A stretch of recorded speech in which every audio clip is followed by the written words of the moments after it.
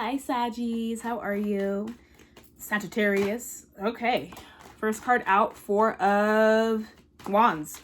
Okay. Some of y'all are really comfortable right now in quarantine season. Welcome to your Taurus May 2020 reading. Let's get right into it. Seems like we already have. Let's see what else is going on. Ace of Cups. Knight of Wands. Okay, so Four of Wands, Ace of Cups, Knight of Wands. Who seems to be running towards the Ace of Cups, which for me is always a good sign. So this being you all, this Knight of Wands being us, I'm a Sag rising. I know that, earlier in the year, probably around February, March, there were new love opportunities walked in the door, right? And for a lot of us, I think since Saturn was in Sagittarius in 2016 to 2017 or somewhere around there, feeling the restrictions still has been a heavy burden, has weighed heavy on us. And part of that heaviness has been navigating difficulties and still navigating relationship lessons in a more so harsh way. And so I feel as though March, April, opportunities sort of began to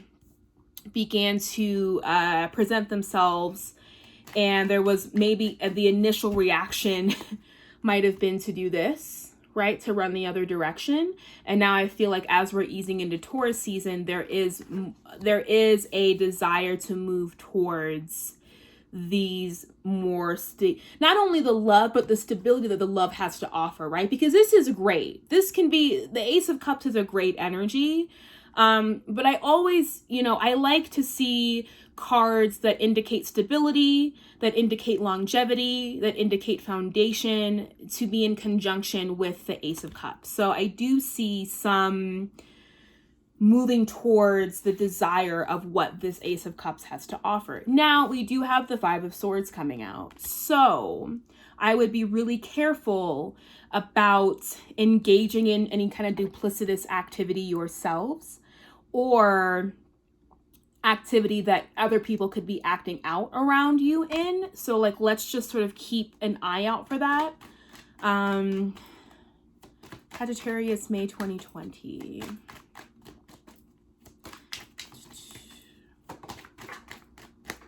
Okay, yeah, Six of Swords. So what I actually am seeing here with this is that whatever this Five of Swords here is, right, whatever might have come up, and what that moment was for you. What your moment was here with the Five of Swords. There is actually a desire now to move away from that. So I see a lot of healing. I see a lot of healing from this need to have an upper hand in order to keep oneself from being hurt, right? Because all this person is doing, right? Because we can break down the evils of this card all we want. But what we really need to do is look at, okay, well, what is this person's motivations? Why is this person feeling the need to essentially hurt these two other people in order to gain victory? And what's at the root of it is fear, right? What's at the root of this energy of this card is fear.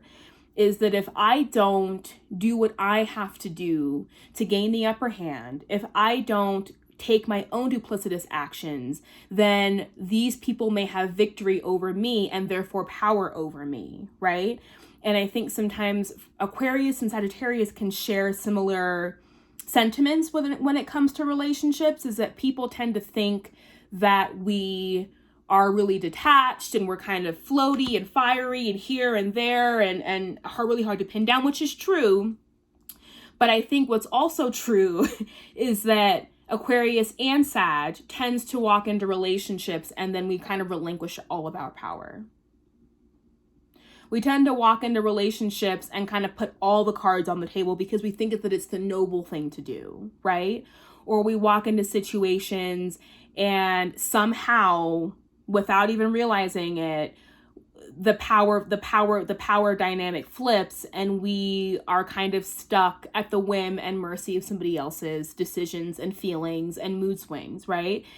And so what that can create is somebody who then will walk into relationships feeling a need to always have the upper hand at whatever cost, right? Feeling the need to take duplicitous actions so that they won't even have to fathom the fear of one of these two people having any kind of power or emotional control over them.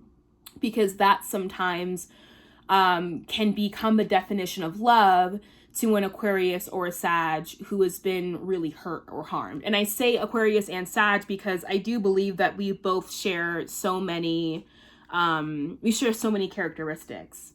And we share so many sentiments, and so many ideas and ways of what and seeing the world are shared between Aquarius and Sag. And me being an Aquarius Sun and Venus, I can relate to this fear of, well, if I don't do something, or if I don't maintain control, then I'm going to be the one to get hurt.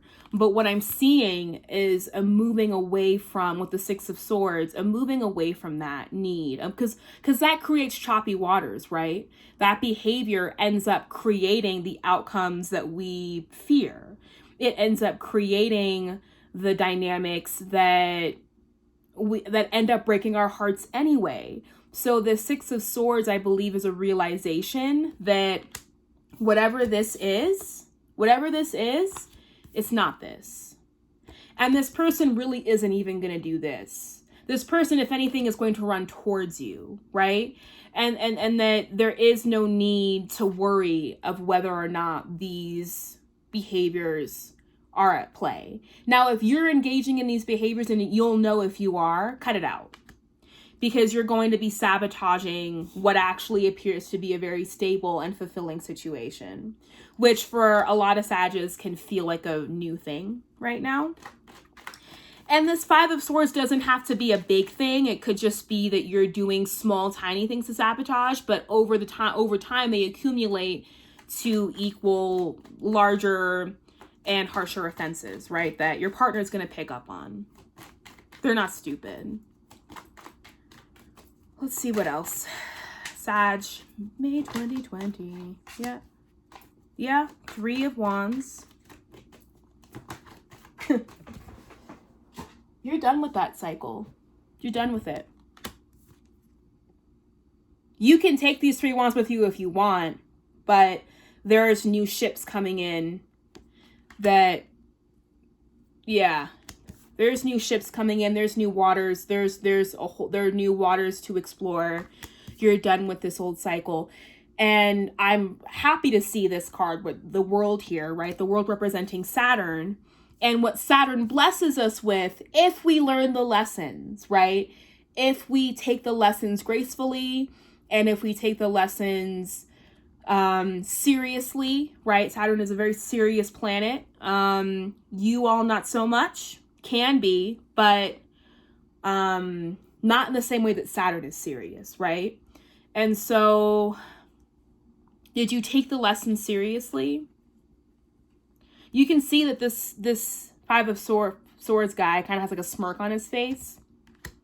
Not the way you want to kind of be when Saturn's involved. No. Ace of Swords.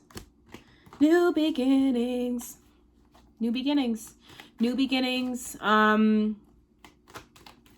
These swords have an opportunity to teach you something. So you can either continue to replay these swords within your own mind, right? You can continue to think that this new partner is carrying the same fucked up arsenal of shitty, toxic swords, right? In their back pocket. Or you can believe that it's up to you, right? There's a dead reef, there's a dead reef here, and there's a victory reef, alive and well here. So it's up to you to decide, right? Are you going to err on the side of, things are playing in my favor and there's new opportunities, or the old cycles are going to repeat themselves? The Ace of Swords gives you the option. It's up to you, right? Nonetheless, you have the sword. So to keep thinking that somebody else has the sort of the power over you is actually bullshit. Any final words of advice and guidance for Sagittarius for May 2020? Yeah, okay. The Hierophant.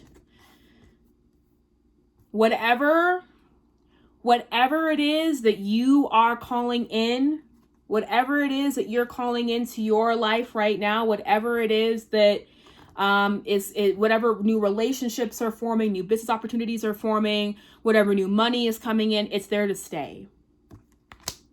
It really is there to stay.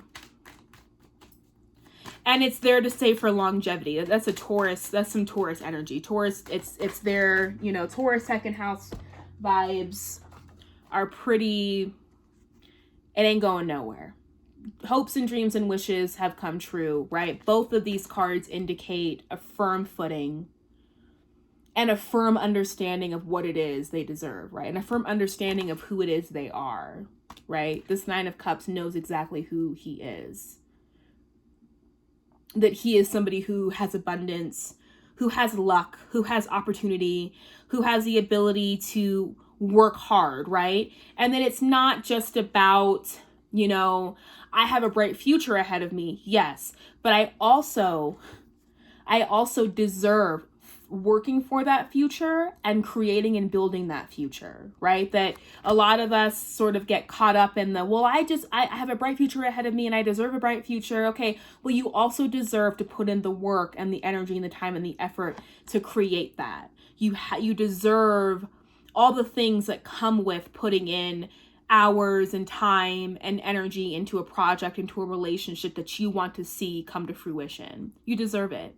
And you got to start telling yourselves that you deserve to do the hard work. Because sometimes Sagittarius energy can be a little bit sort of freestyle, can be a little bit sort of like, I'll just improv and put it together at the last minute. And that's cool. That's a gift in and of itself, right?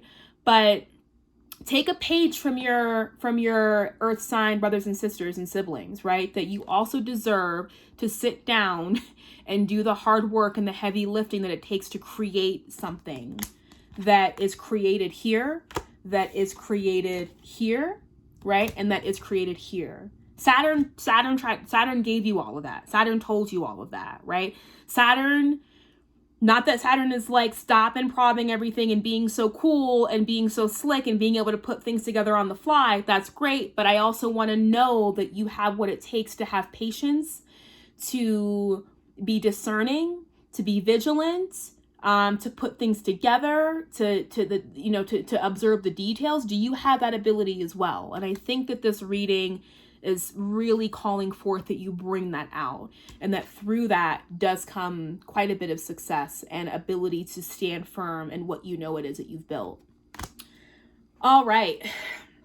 Sun on the bottom of the deck, like I said. All right, Sagittarius, that is your reading. I love you all very much, and I will see you for Gemini season for your opposing sign. Great. Have fun, and I will see you in June. Bye.